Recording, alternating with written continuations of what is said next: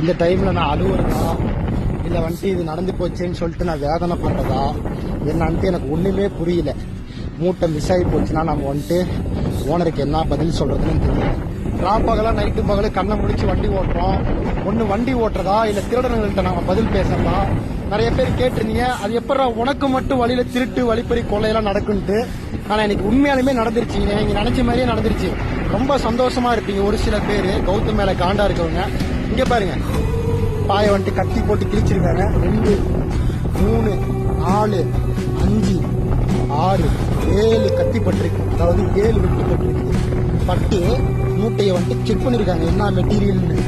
பாருங்க, நான் ப்ரூவ் பண்ணி காட்டுறேன். பாருங்க, இப்போ உங்களுக்கு நிறைய பேருக்கு சந்தோஷமா இருக்குமே, கௌதம் மட்டும் ஒரு பெரிய சிக்கல்ல மாட்டிட்டாங்க.